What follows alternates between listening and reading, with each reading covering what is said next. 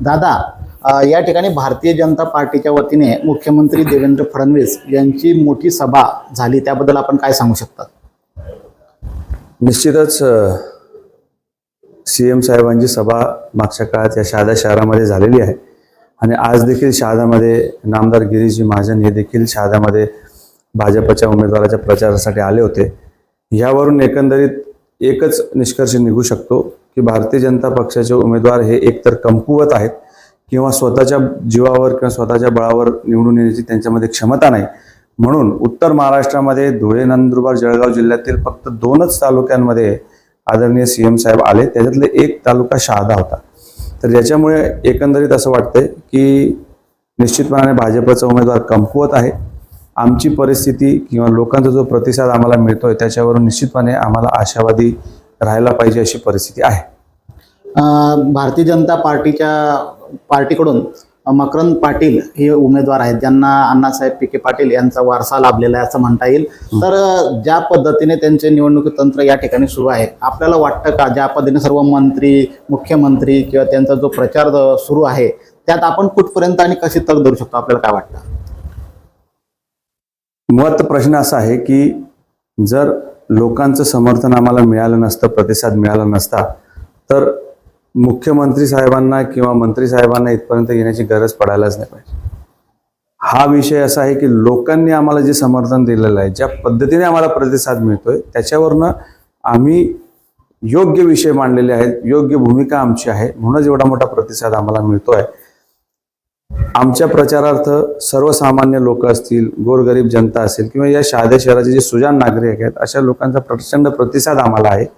भारतीय जनता पक्षाचा उमेदवारच मुळात कमकुवत आहेत, ते शहादा शहरामध्ये राहत नाही, शहादा शहराची त्यांची भावनिक अटॅचमेंट नाही, फक्त उमेदवारी घेणं, भारतीय जनता पक्षाचं चिन्ह मिळणं ह्या एकमेव किंवा एक गोष्टीवर ही सर्व मकरंद पाटील साहेबांची उमेदवारी आहे। त्याच्या पुढे त्यांचा कुठलाही जनाधार या शहादा शहरामध्ये नाही। या निवडणुकीकडे सर्वांचं म्हणजे आज जनतेचा बघण्याचा दृष्टिकोन वेगळा आहे, जसं की दोघं परिवारासाठी, दोघं घराण्यांसाठी पत प्रतिष्ठेची लढाई आहे असं वाटतंय। आपण कोणत्या दृष्टिकोनातून बघतात? माझ्या दृष्टिकोनातून ही लढाई परिवाराच्या पद प्रतिष्ठेपेक्षा शहादेकर जनतेची पद प्रतिष्ठा कशी पुढे सारेल, जे शहादा शहराची प्रगती कशी होईल, शहादा शहर पुढे भविष्यामध्ये कसं असेल ह्याच्यासाठीची खऱ्या अर्थाने लढाई आहे।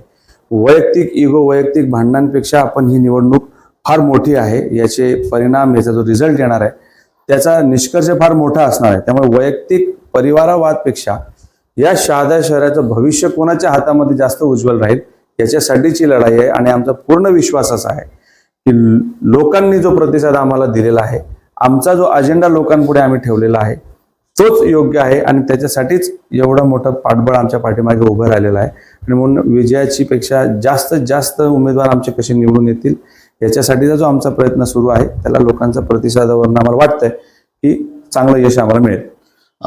दोघं उमेदवारांकडून, दोघं पक्षांकडनं समजा जे महत्वाची लढत आहे त्यांच्याकडनं म्हणजे शहाद्याचा शांघाय करण्याचा जो प्रयत्न सुरू आहे, आपला काय मुद्दा आहे विकासाच्या दृष्टिकोनातून, आपण काय सांगू शकाल?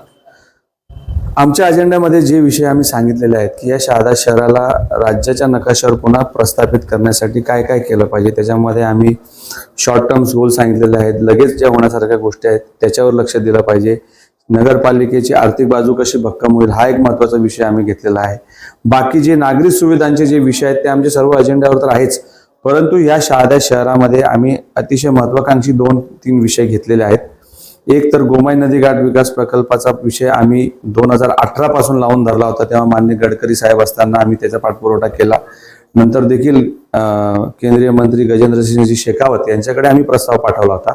तर नदी घाट विकास प्रकल्पाच्या माध्यमातून हे शहादा शहर एक अतिशय सुंदर असं पर्यटन स्थळ कसं निर्माण होईल, हा आमचा महत्त्वाकांक्षी प्रकल्प आहे। शहादा शहर शैक्षणिक हब कसं होईल हा आमचा विचार आहे।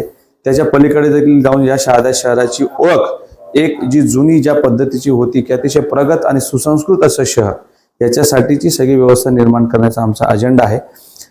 लोकांचा विचार, नागरिकांचा विचार हाच आमच्यासाठी प्राधान्याचा विषय असल्यामुळे आमचा अजेंडा व्यवस्थित आहे, त्याच्यामुळेच आम्हाला एवढा सगळा प्रतिसाद मिळतो। तुम्ही बरेचसे आंदोलनात केली, जसे रस्त्यासाठी दोंडाईच्या रस्त्याचा असेल किंवा लोणखेडा आपला खेतिया बायपास जो रस्ता आहे त्यासाठी आपण लढा दिला. त्याचप्रमाणे शेतकऱ्यांसाठी आपण जे मध्यंतरी मदत कार्य केलं, सहकार्य केलं, त्याचा काही फायदा आपल्या या निवडणुकीमध्ये होईल असं वाटतं का आपल्याला? आम्ही आतापर्यंत जे कार्य करत आलेलो आहोत त्याच्यामध्ये निवडणुकीमध्ये आम्हाला काय फायदा होणार आहे किंवा काय होणार नाही याचा विचार करून आम्ही कुठलंही काम केलेलं नाही. सातत्यपूर्ण पद्धतीने मागच्या 9 वर्षापासून, जेव्हापासून शहादा शहराची या परिसराची आमची काम करण्याची पद्धत सुरू झालेली आहे, तेव्हापासून आमचा एक अजेंडा राहिलेला आहे की हा तालुका पुढे कसा जाईल, शहराचे किंवा परिसराचे लोक वेगवेगळ्या मुद्द्यांवर एकत्रित कसे येतील, सतत पार्टीचा विचार न करता किंवा जात पात धर्माचा विचार न करता हा तालुका एकत्रित येऊन पुढे कसा जाईल ह्या भावनेतूनच आम्ही प्रत्येक काम केलेलं आहे. मग त्याच्यामध्ये रोड रस्त्यांचं आंदोलन असेल, हा काही कुठल्या एका पार्टीचा विषय नाही, तो संपूर्ण तालुक्याच्या शहराच्या लोकांचा विषय होता. शेतकऱ्यांचा विषय जेव्हा आम्ही घेतो तेव्हा तो कुठल्या एका पार्टीचा विषय नसतो. आम्ही जेव्हा एखादं धार्मिक काम करतो, आम्ही महाआरती करतो किंवा इतर सांस्कृतिक कार्यक्रमाच्या माध्यमातून लोक संघटित करून ह्या शहराच्या प्रगतीमध्ये भर कशी पडेल हा एकमेव अजेंडा घेऊन आम्ही काम करत असतो. त्यामुळे त्या कामांचा आणि ह्या निवडणुकीचा तसा अर्थार्थी आम्ही संबंध जोडत नाही.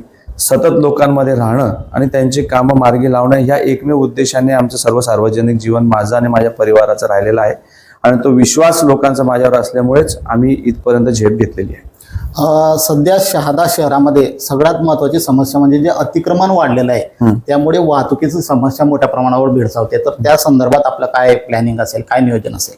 हा सगळ्यात महत्त्वाचा प्रश्न जो आपण विचारलेला आहे. अतिक्रमणाच्या बाबतीमध्ये अतिशय ठोस असं धोरण असणं गरजेचं आहे. 2016 ते 2021 या कालखंडामध्ये जेव्हा माझे वडील नगराध्यक्ष होते तेव्हा या बाबतीमध्ये आम्ही बऱ्याचशा प्रमाणामध्ये काम केलं होतं. बस स्टँडच्या समोर आज जे डिव्हायडर दिसतंय, जी रेलिंग्स आपण दिसते, त्याच्यामध्ये निश्चितपणाने अतिक्रमण कंट्रोल करण्यासाठी आम्ही प्रयत्न केला होता. हॉकर झोन वेगवेगळ्या ठिकाणी कसे निर्माण होतील याच्यासाठी आम्ही प्रयत्न केला होता. परंतु दुर्दैवाने मागच्या 6 वर्षापासून, पहिले कोरोना आणि नंतर प्रशासक काळामध्ये असल्यामुळे तसं नगरपालिकेमध्ये आम्ही डायरेक्ट कुठल्याही गोष्टीचा हस्तक्षेप करण्या एवढी आमच्याकडे क्षमता नव्हती. परंतु अतिक्रमणाचा प्रॉब्लेम जर सॉल्व्ह करायचा असेल तर जे अतिक्रमणधारक आहेत त्यांना विश्वासात घेऊन त्यांची पर्याय व्यवस्था केल्याशिवाय किंवा एक पोलीस आणि नगरपालिका प्रशासन या सर्वांचा मेळ घेतल्याशिवाय कुठलंही अतिक्रमण काढणं किंवा त्याच्यावर कायमस्वरूपी तोडगा काढणं शक्य नाही. त्यामुळे सर्व घटक एकत्रित आणून एक प्रॉपर प्लॅन केल्यानंतरच पुढचे सगळे डिसिजन घेतले जाते. सगळ्यात महत्त्वाचं, तुमचा सोशल मीडियाच्या माध्यमातून एक व्हिडिओ व्हायरल होतोय ज्यामध्ये तुम्ही ज्यावेळेस मुख्यमंत्री सभेसाठी येणार होते त्या संदर्भात तुम्ही वक्तव्य केलं की मुख्यमंत्री साहेबांनी म्हटलं की तुम्ही शहादा म्हणजे कुठे, अभिजित पाटलांच्या शहाद्यामध्ये का? तो जो विषय आहे त्या संदर्भात आपण कसं बघता? तुम्हाला ट्रोल केलं जात आहे त्या संदर्भात, तर काय म्हणतो? ट्रोल करण्यासारखा मला वाटत नाही कुठला विषय आहे. हा विषय एक साधारण चर्चेतला विषय म्हणून आपण समजू शकतो. मुख्यमंत्री साहेबांकडे यापूर्वी मी वेगवेगळ्या माध्यमातून गेलेलो आहे. मग याच्यापूर्वी 2019-20 मध्ये देखील आम्ही शहराच्या विकासासाठी जेव्हा काम करत होतो तेव्हा सुद्धा आम्ही शहाद्याच्या बाबतीमध्ये जे निधी आणला, आम्ही योगायोगाने मुख्यमंत्री CM साहेब आत्ताचे जे आहेत ते तेव्हा देखील होते. नंतर शेतकऱ्यांच्या बाबतीमध्ये पपईच्या शेतकऱ्यांना MREGS मध्ये त्यांचा समावेश करण्यासाठी जे निवेदन दिलं तेव्हा देखील आम्ही CM साहेबांना भेटलो. त्याच्यानंतर मुख्यमंत्री सहायता निधीला जेव्हा आम्हाला निधी द्यायचा होता तेव्हा देखील आम्ही मोठ्या प्रमाणात निधी देण्याचा प्रयत्न केला होता. त्यामुळे त्यांनी असा विषय काढणं कदाचित साहजिक असेल, परंतु त्याच्यावर एवढं ट्रोलिंग केलं त्याचं कारणच असं आहे की मुळात जे भाजपचे उमेदवार आहेत त्यांचा मुख्यमंत्री किंवा भारतीय जनता पक्षाच्या कुठल्याही व्यवस्थेशी काही संबंध नाही. त्यांनी विकासाच्या कामाच्या बाबतीमध्ये मागच्या 5 वर्षामध्ये एक साधं निवेदन दिलेलं नाही. जे काही थोडीफार कामं केलेली असतील ते आमदार साहेबांनी केले असतील. मुळात आत्ता ही उमेदवारी आमदार साहेबांची नसून मकरंद पाटलांची आहे, जे मुळातच अकार्यक्षम आहेत, जे मुळातच घरातून बाहेर निघत नाही, जे मुळातच शहादा शहरामध्ये राहत नाही. अशी व्यक्ती फक्त भाजपच्या चिन्हावर जर नगराध्यक्ष पदाची निवडणूक लढवून नगराध्यक्ष बनण्याचे स्वप्न बघत असतील तर मला वाटतं ते कुठेतरी जनतेवर आणि मतदारांवर अन्यायाचा विषय आहे. बरं, उद्या तुमची जी ही आहे सभा आहे, जाहीर सभा, त्या संदर्भात आपण जनतेला काय आवाहन करू इच्छिता? मागच्या 15 दिवसापासून 20 दिवसापासून जेव्हापासून आम्ही जनता विकास आघाडीच्या माध्यमातून संपूर्ण निवडणूक लढवण्याचा निर्णय घेतला, सगळे उमेदवार आमचे उभे राहिले. प्रचंड प्रमाणामध्ये लोकांनी आम्हाला प्रतिसाद दिला, ते आम्हाला साथ देत आहेत आणि अतिशय सकारात्मक वातावरण संपूर्ण शहादा शहरामध्ये निर्माण झालेलं आहे.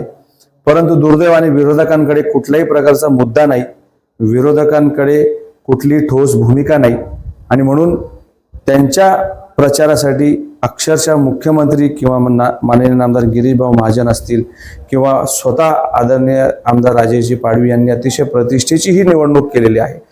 त्याच्या व्यतिरिक्त जी त्यांची ट्रोलिंग करणारी सर्व आर्मी आहे, यांनी अक्षरशः लोकशाहीमध्ये निवडणुकीच्या मध्ये अतिशय खालच्या स्तरावर जाऊन त्यांनी सर्व वेगवेगळे फंडे वापरून आमची जी बदनामी करण्याचा प्रयत्न केलेला आहे, त्याला प्रत्युत्तर देण्यासाठी आमची भूमिका नक्की ह्या नगरपालिकेमध्ये काय आहे याच्यासाठी पुढचे 5 वर्ष शहादा शहराचे कसे असतील हे सांगण्यासाठी आम्ही जाहीर सभा उद्या आयोजित केलेली आहे 30 तारखेला जनता चौकामध्ये. या जाहीर सभेमध्ये जी आम्ही लाईव्ह करणार आहोत, फेसबुक लाईव्हच्या माध्यमातून, यूट्यूब लाईव्हच्या माध्यमातून, या परिसरातील जनतेला नक्की आमची भूमिका काय आहे, जनता विकास आघाडीला काय मतदान केलं पाहिजे याच्यासाठीची ही जाहीर सभा आहे. तिथं जास्तीत जास्त लोकांनी, या तालुक्यातील या शहरातील लोकांनी यावं ही विनंती या इंटरव्ह्यूच्या माध्यमातून मी करणार आहे. वैयक्तिक देखील मी अनेक लोकांना सांगितलं आहे, परंतु अतिशय चांगला प्रतिसाद आम्हाला मिळेल याची आम्हाला खात्री आहे. धन्यवाद दादा. आपण बघितलं, मीच राजा मीच प्रजा मीच मंत्री या पद्धतीने दादाने हे कार्य सुरू केलेलं आहे. केवळ एकटा व्यक्ती या सर्व लढ्याला तारून नेत आहे. आपण बघू शकतो जनता विकास आघाडीच्या वतीने त्यांचा प्रचार हा सर्वतोपरी सुरू आहे. कॉर्नर सभा, मीटिंग या माध्यमातून आता त्यांची शेवटची जाहीर सभा उद्या होणार आहे. KTN news Marathi.